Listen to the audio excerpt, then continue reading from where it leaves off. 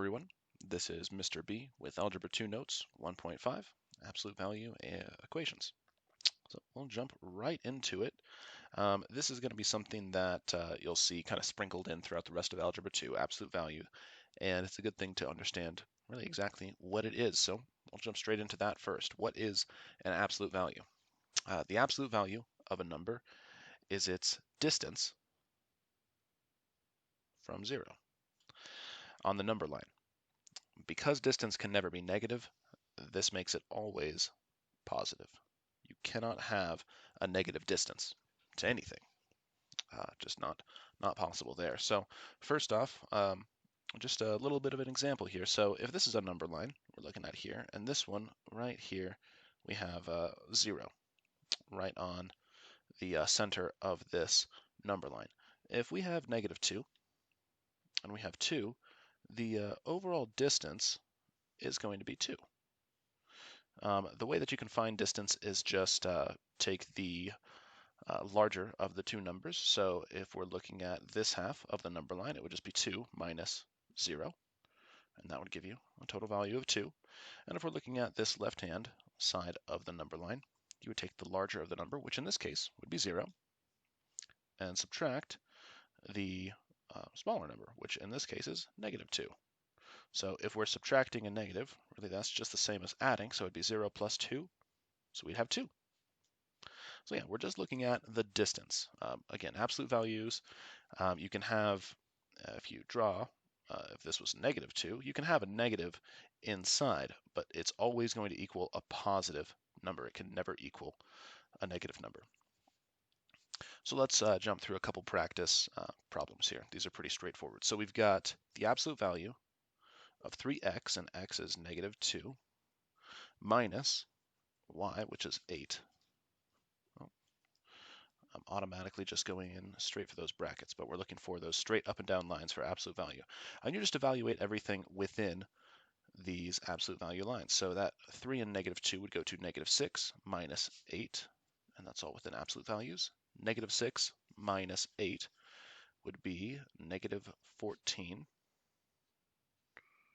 and the absolute value of -14 is just 14. So that's what we're looking for there. Let's jump through a slightly different one here. 5 minus the absolute value of a plus b. A is -8 plus 15. So -8 plus 15 is the same as 15 minus 8. That would give us 3. So we'd have 5 minus the absolute value of 3. 5 minus the absolute value of 3, that's the same as 5 minus 3. And if this is positive, it just stays positive. We don't really need to do anything else. So 5 minus 3 would give us 2. And that's everything there. Let's see. So the steps to solving an absolute value equation, I like to go through this little check. So get the absolute value by itself. Let's treat it like a single variable, just like if it were in parentheses. So once we get down to a single number, like this -14 or this 3, then we can check if it's possible to solve. Something like this absolute value of x equals -2 is simply not going to be possible. Anything in here, distance is always going to be positive, so it can't be negative. And then you can split the equation into two, one positive and one negative. So if we'll go through an example with it here, and that'll make more sense there. Solve each equation and then check your answers, and that is an important step, and you'll see why as we go through. So the first thing we do on this side is get the absolute value by itself, and we can subtract 2 from both sides. So we'd have the absolute value of x plus 3 equals 3. And now when I say split this into two, one positive and one negative, I mean we break this into brackets. So x plus 3 equals 3, and that's the positive. And then we can split this into a negative. So negative x plus 3 equals 3. And remember, when we're looking at a negative outside of a parentheses like this, really, it's a -1. And we need to distribute that to everything within those parentheses. So this whole equation would change into -x minus 3 equals 3. And then we can solve it. We can add 3 to each side, so we'd get negative x equals 6, and then we can divide each side or multiply both sides by a negative, and that would give us x equals negative 6. So that's one of our solutions, but we have two. We have this side over here. If we subtract 3 from both sides, we would just get x equals 0. And that would seem to work. We can plug it in. We'll use this side of the equation right here, but we'll see kind of what we get. So the absolute value of 0 plus 3 equals 3. Well, that's just absolute value of 3 equals 3, and that checks out. So x equals 0 does check out. What about this negative 6? If we do the same, negative 6 plus 3 with an absolute value is equals 3, that would go to the absolute value of negative 3 equals 3. And that absolute value of negative 3 just changes to a 3. So that checks out as well. X can equal negative 6. Now, if we were to draw this out on a number line, we would do a solid dot at negative 6 and a solid dot at 0. And that is what we're looking for if we're looking for you to graph something on this. We're going to be dealing with inequalities here in a little while, and that's when it's going to either zoom off in one direction or something similar like that. But don't worry about that right now. This is just a good example to get you into the mindset of looking at number lines and remembering kind of what they represent. Of course, put those labels in. Let's see. All right. These next 5 problems are just practice. I'm going to run through all of them just like I will do in class, or have done it in class, so that we can kind of see what we're looking at as we go through. So first step, get the absolute value by itself. On number 1, that just means taking 4 away from each side. So you would have x minus 3 within those absolute values equals 6. We'd split it into different parts, so positive x minus 3 equals 6, and negative x minus 3, remember, keep that in parentheses, equals 6. Distribute the negative for this one. I like to do that in just one early step. So negative x plus 3 equals 6. We can subtract 3 from each side, so that'd be negative x equals 3, or x equals negative 3, if we move that negative sign over. The positive side is usually easier to deal with because you don't have this negative step. So that would just be add 3 to each side, x equals 9. And then we can just check. We can do this by writing it out or in your head. I would recommend writing it out the first couple times, but once you get comfortable with what this is, just do it in your head if you can. So x minus negative 3, I'm sorry, x minus 3, negative 3 minus 3, that would be negative 6, but that would change into a positive 6 plus 4 equals 10. So that checks out. And what about 9? 9 minus 3 is going to give us 6, and 4 plus 6 is 10. So that checks out as well. Perfect. What about this next one over here? We have the absolute value of x. We'll subtract 5 from each side. That's going to give us absolute value of x equals negative 5. Now, if we just follow these steps up here, that is totally fine. But remember, something like this, and that's what we're looking at here, has no solution. And we'll see why it has no solution. Even if you follow these steps, it might look like it does, but really it doesn't. So we'll split this into 2. Negative x equals negative 5, and positive x equals negative 5. Well, we'll multiply both sides of this equation by a negative 1, and that would give us x equals 5. And then we can check it. We can plug in these values. So 5 plus 5 would equal 10, not 0, so that doesn't work. So this one does not work. And let's see, negative 5, that would just turn into a 5 again. 5 plus 5 is 10, not 0, so that doesn't work as either. Or that doesn't work either. Why is that? Really, what this equation is right here is saying what distance plus 5 equals 0? Well, There is no solution to that. You can't start at nowhere and add 5 and still be at nowhere, or any positive value for that matter. Let's jump on to a few more. 3y plus 4 minus 2 equals y. So we have variables on either side of the equation, and it might look intimidating, but that's fine. So first thing we'll do is we'll get this absolute value by itself. We'll add 2 to each side, and we'll have 3y plus 4 with an absolute value equals y plus 2. And now we just need to split this into two different equations. So we have 3y plus 4, the positive version of that, equals y plus 2. Really, if we're just distributing a positive, we can pretty much erase everything there. And the other side of it will be negative 3y plus 4 equals y plus 2. Remember, distribute the negative to the first and the second in this case.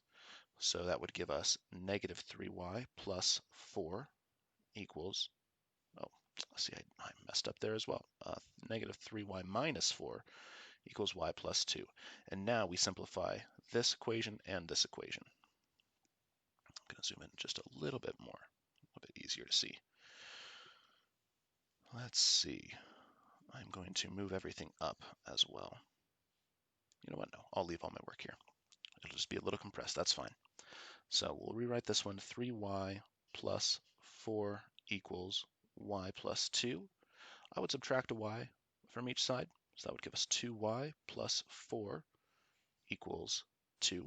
Subtract 2 from each side, so 2y equals 2, and divide each side by 2, so y equals 1. And then this equation right here, I would, let's see, I'll subtract a y from this side, so that would give us negative 4y minus 4 equals 2. I would add 4 to each side, and that would give us negative 4y equals 6, and then I would divide each side by negative 4.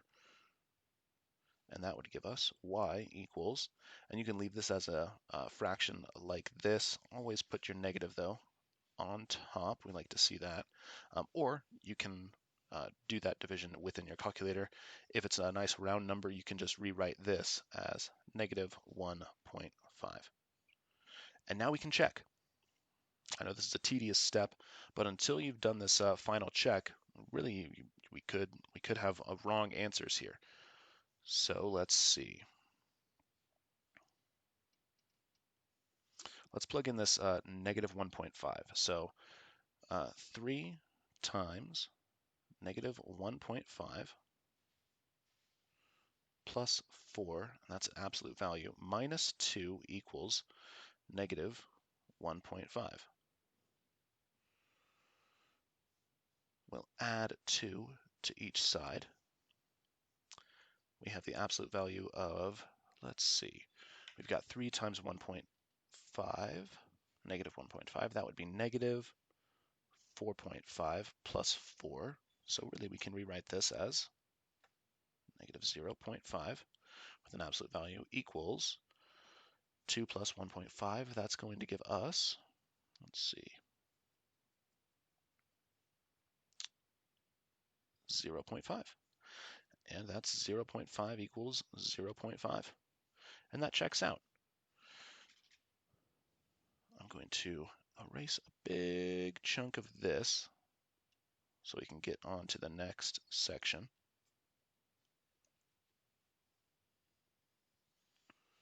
With a little bit of clear space. There we go. All right.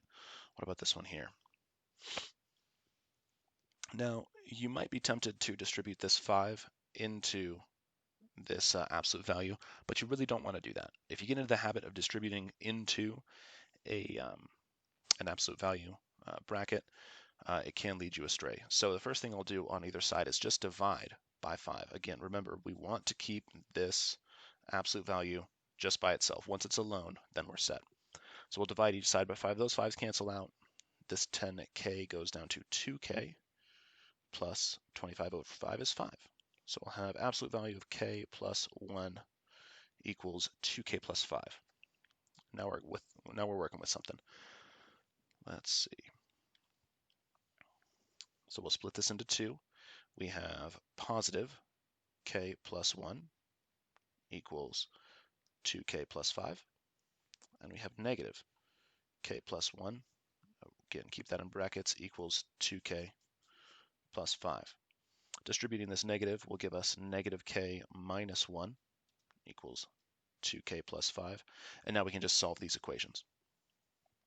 I'm going to move this over a little bit so we can just work straight down on either equation. All right, so we'll distribute this positive. That doesn't change anything. So on this left side, we'll subtract 1 from each. That'll give us k equals 2k plus 4. And we can subtract 2k. That's fine.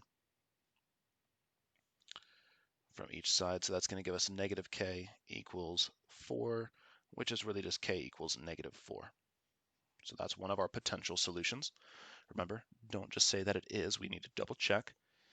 And on this right side, I'll add the k's to each side just to avoid that negative. So we'll get 3k on this side, and we'll take 5k away from either other side. So we have negative 6 equals 3k, divide each side by 3, and that would give us k equals negative 2. So we have negative 2 and negative 4, and then we plug it into this equation right here. You can plug it in to this upper equation, but what we have on this line right here is just a little simplified. So we'll jump with that. Let's see, negative 4 plus 1 within brackets equals negative 4 times 2 is negative 8 plus 5. So that would be negative 3 equals, absolute value of negative 3 equals negative 3. Well, that would give us 3 equals negative 3, and that does not work. And we can see kind of why that wouldn't work by looking at this step of the equation right here. We're saying that whatever is in this absolute value brackets, regardless of what it is going to be a negative 3. And that's not possible. So we would know that this negative 4 doesn't work. This negative 2 still might work though, so let's jump through that. So we have negative 2 plus 1 within absolute value brackets equals, let's see, 2 times negative 2 would be negative 4 plus 5. That would give us the absolute value of negative 1 equals 1. And that does work. So that's why it would be very important to check your work. On a test, if we see something like this, you've solved this whole side of the equation, and you've gotten k equals negative 4, but you didn't check your work and realize that it is not possible, it's not going to be a correct answer, and we're going to mark off points for that. So make sure you check. We've got one more to jump through, and we'll call it a day on notes. So again, get this by itself. So divide each side of the equation by 3. So we have the absolute value of p minus 5 equals 2p over 3. And then split it into two separate equations.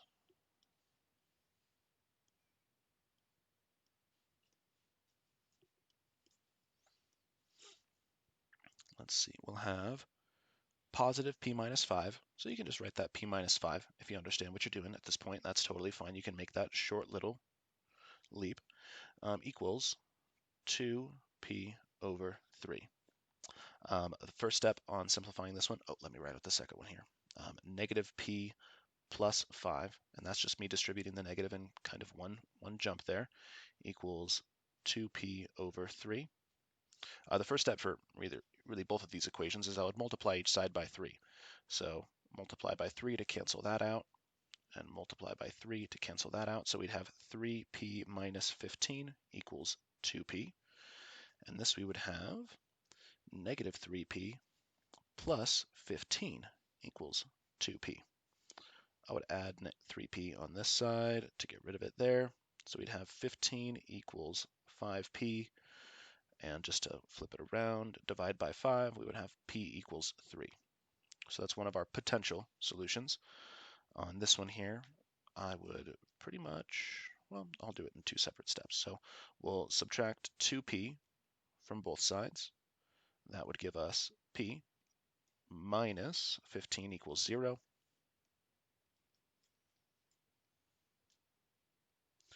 And that would give us p equals 15. So we have 2 potential solutions, and we can plug it in to this equation right here. Let's see, we have the absolute value of p minus 5. And if you realize this is always going to be positive, here's another quick little shortcut you can take. You can really just evaluate, is this side of the equation going to be positive? If it is, then it's a valid solution. And we can see that same step over here.